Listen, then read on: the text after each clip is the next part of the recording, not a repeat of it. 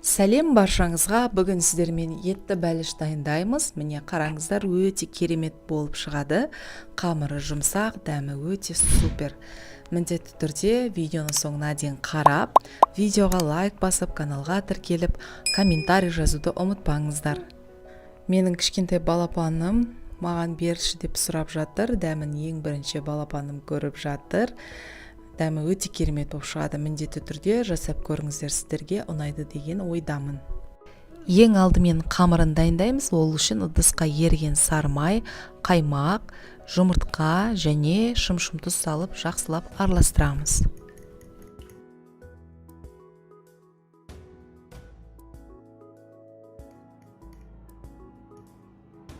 Ұнға қопсытқышты салып араластырып аламыз және массаның үстінен електен өткізіп ұнды араластырып қамыр илейміз.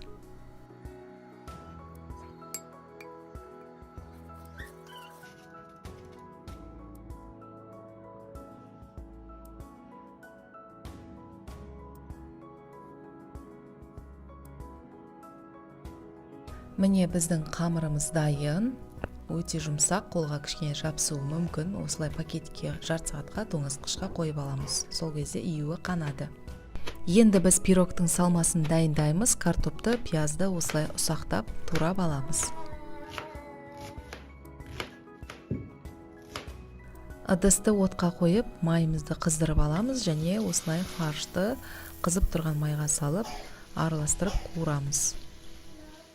Кішкене қуырып алған соң 5 минутқа бетін жауып бұқтырамыз. Міне осылай суы шығып, етіміз қуырылып жатқанда үстінен пиязды салып, тағы да араластырамыз. 2-3 минутқа тағы да бетін жауып бұқтырамыз.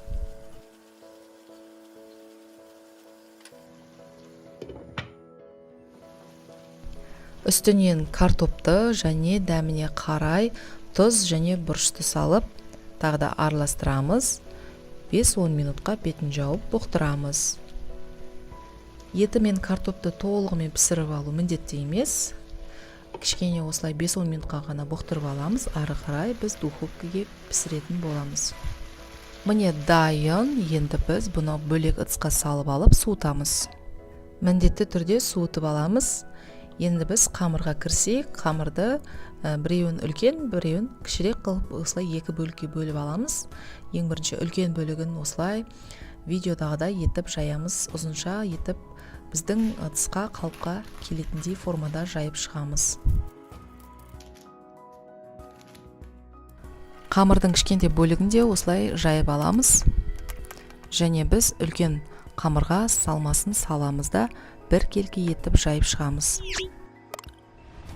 Міне осылай жайып шығамыз, жанынан кішкене орын қалдырамыз. Қазір үстіңгі қамырмен оны жабыстыруға бізге ыңғайлы болады.